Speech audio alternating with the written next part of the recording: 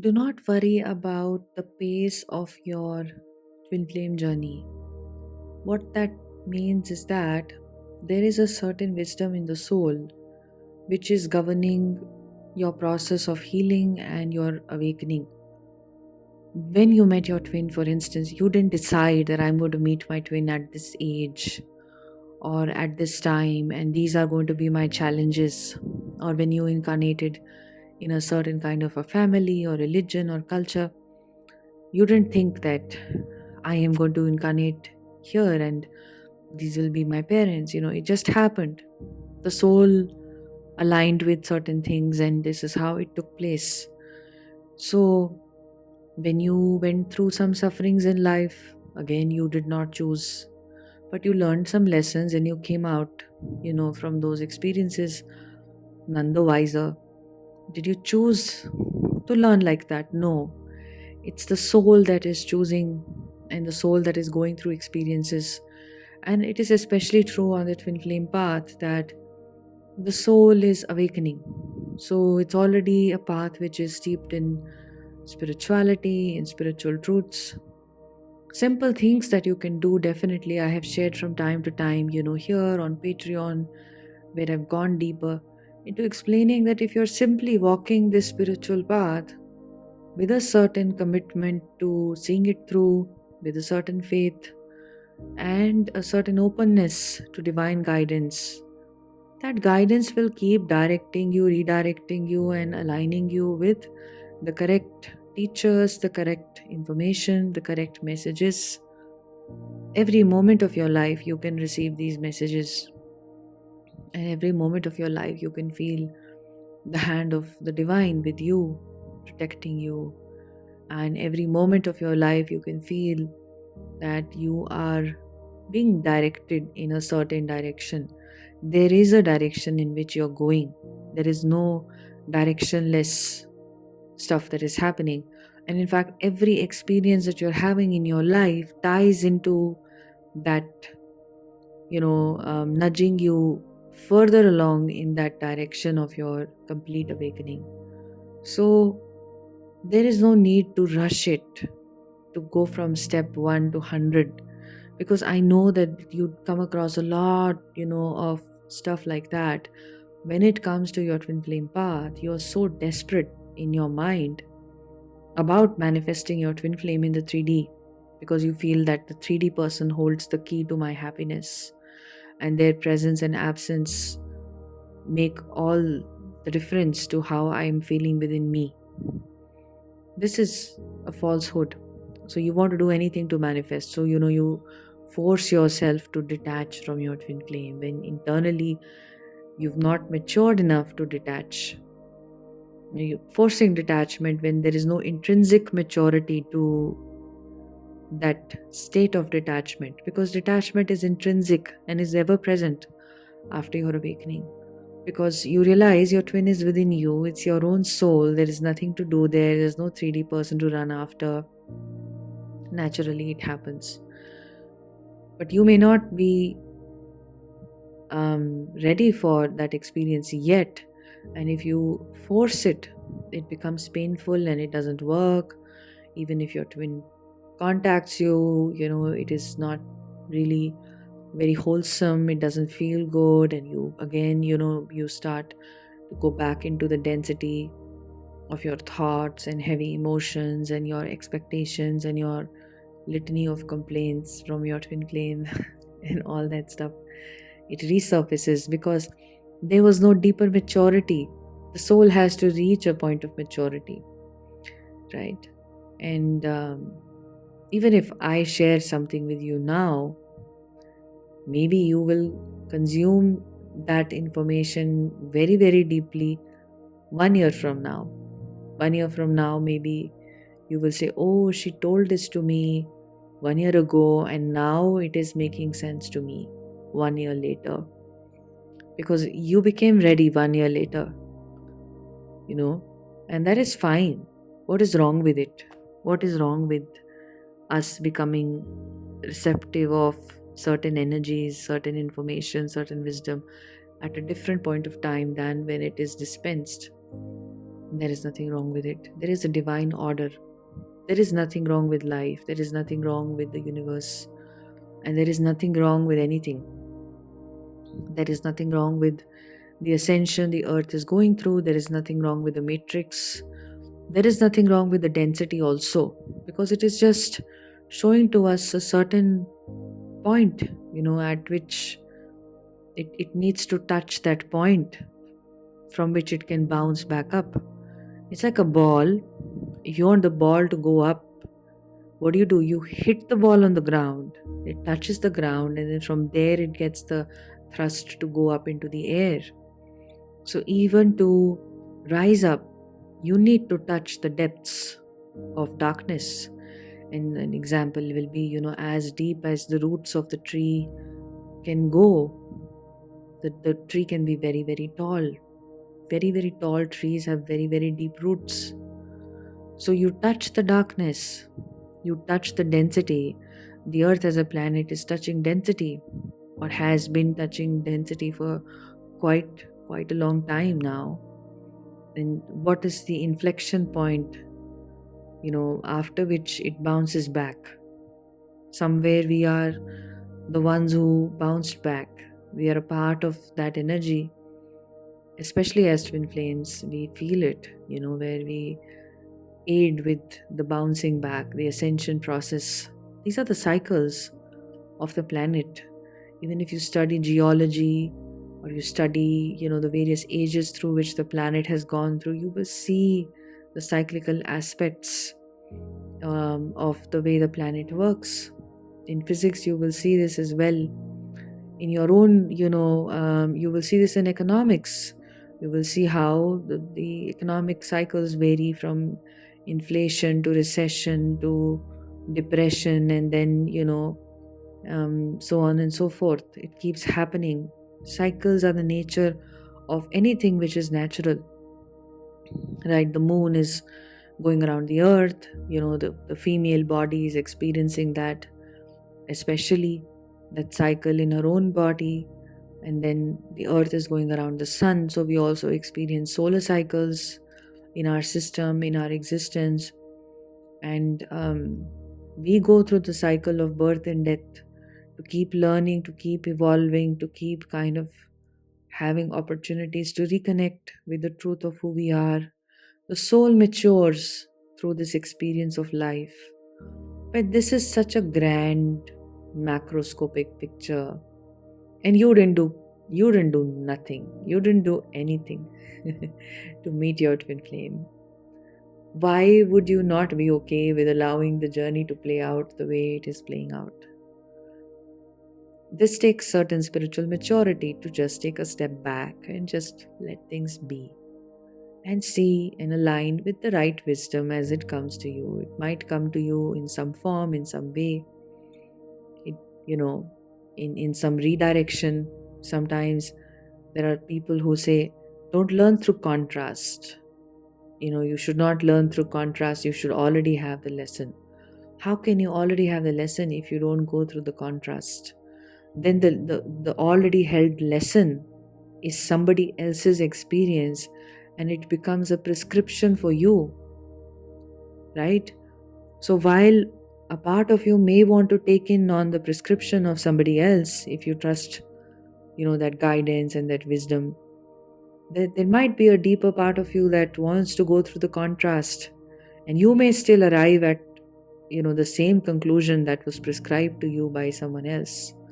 But then again, it lives with you. Having gone through the contrast helps you to not make that mistake again. It grounds the lesson for you in some sense. So this is why you may be going through various experiences. The masculine energy more visibly goes through, physical experiences, physical connections, and all that stuff in the 3D life. So often the focus is on the masculine is just having the time of his life. No, it's not. It's your soul. You are the same. So you've both taken in, the experiences that are suitable to the polar energies. you as the feminine, your masculine counterpart is, of course, the masculine. So you're going through what you need to go through as your polarities demand, as your polarities require. So, as a divine feminine, you're also going through learning from contrast. You're also learning in your twin flame journey a lot faster than you would have if you'd not come on the journey and you were still following a spiritual path. Now you're learning, at an accelerated rate. You're learning through people, your friendships, through various teachers, through your own day to day experiences, your emotions. Biggest teacher for you right now, for all twin flames, are their own, emotional experiences in life, because they have a power to guide you. They have a power to tell you to be in tune with your instinct and your intuition. So, this state of flow that comes in when the divine feminine surrenders on the journey, this state of flow is essentially just this higher intelligence of allowing things to be as they are without resisting. And as you do this, you see the wisdom unfolding in every moment. You see the nudge in the direction in which you are going, of your awakening, of your union, happening every moment without you really doing anything. And there is no long path or short path. There's just a path that your soul has ordained for you. Don't feel helpless and say, oh God, but you know what? My path is not a good path. I need a shorter path. Your path doesn't feel good to you because you're resisting the path. Even the shorter path will say, hey, you know what? What is going to cut short this whole ascension time for you is to surrender, which means like to allow things to happen the way they are happening. So, as it is, you can just release the resistance and allow things to happen the way they are happening. And that does unlock a higher wisdom. Or even the converse is true, the higher wisdom does unlock the path of surrender for the divine feminine. There is nothing wrong with life. There is nothing wrong with the way things are happening. There is nothing wrong with your existence and your experiences. There's nothing wrong with the world, however things may be happening, right? So the feminine learns to go beyond the conclusions of the mind. She sees that there is a higher flow which takes the existence forward. We can call it God, we can call it the Creator, we can call it the Tao, we can call it the universe, we can call it anything. We can call it the ultimate, the beyond. Doesn't matter, right? And what is the significance that we hold to this flow? We're just going with the flow. We're a part of this flow. It's very much like the drop, that flows along with the ocean. Also is a part of the ocean, is also the ocean in itself. And you're pretty much like that. So should the drop in the ocean try to think that it is separate or try to complain about the ocean? You know what? The ocean's become very dirty. I don't like this cold current that has come from this part of the world, the earth.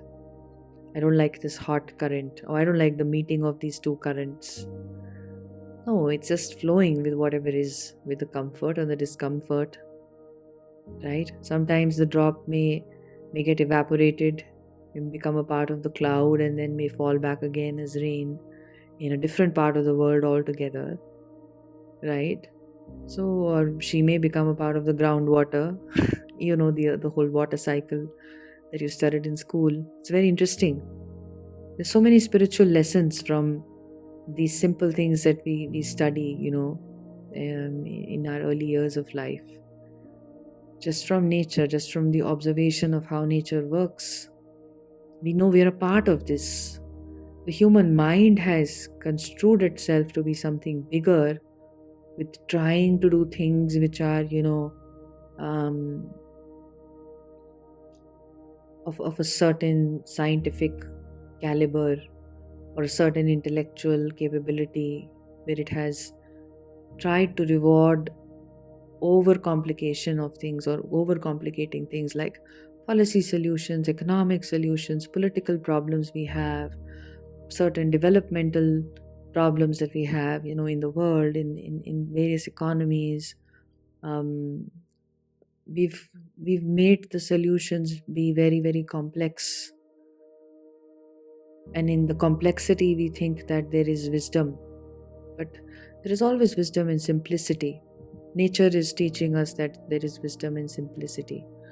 So because of this whole overcomplication and the overcomplicated structures of schooling and all that we go through in society, we believe that to be the truth, that complicated is good, and we believe we are special if we hold the capability to think more complicated things.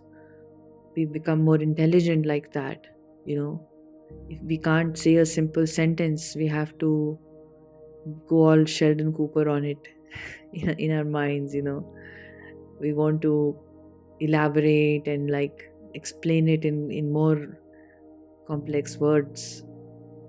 We may not be doing it consciously, but unconsciously we may believe that to be true. This is the conditioning of the matrix. But truly, the truth is very simple. We are not apart from nature. We are a part of the nature. We are not separate from nature. So this is what man has forgotten. This is what humans have completely obliterated from their minds, and they believe that they are working against nature or despite the forces of nature. Despite gravity, we are sending rockets into the space and all of that stuff. But even if you're sending all of even if you have an international space station out there, it is still following the laws of nature, the laws of the universe, the laws of gravity, and how things um, can revolve around the earth for it to work.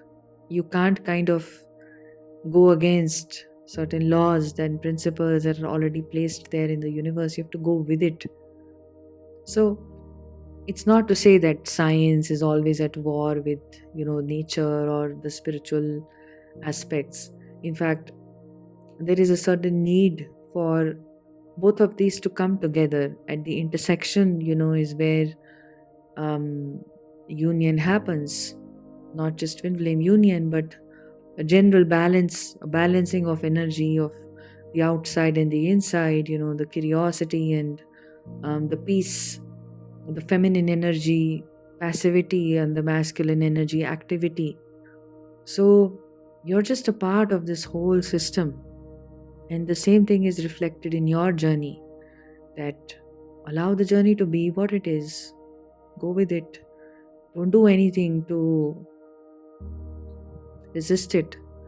That is why surrender becomes such a big thing in the journey. Surrender is just higher intelligence. Surrender is just wisdom.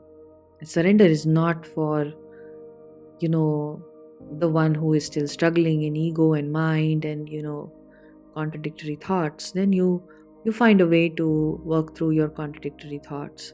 If you have a lot of pain within, you have inner child issues and, a lot of all of that, you find a way to first work through that. You look into what is your next step as life is presenting to you. Surrender is going to happen down the line for you. Maybe it's 100 meters away.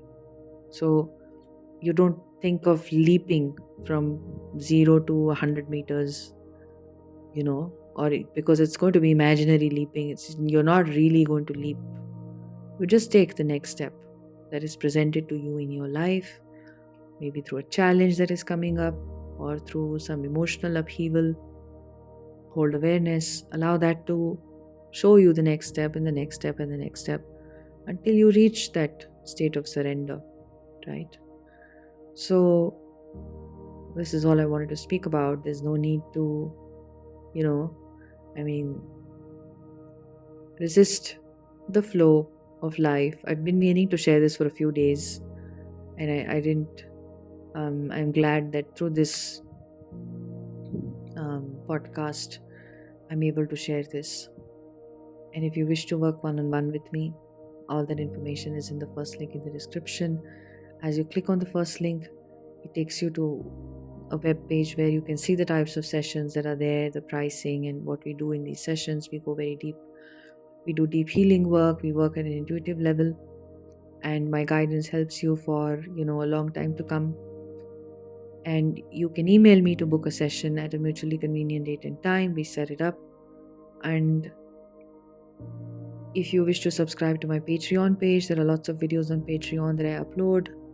About 6 videos a month if you subscribe to tier 2, and 4 videos at tier 1 level.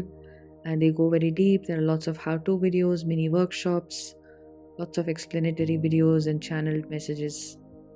I'm sending you love. Have a beautiful day. Bye bye.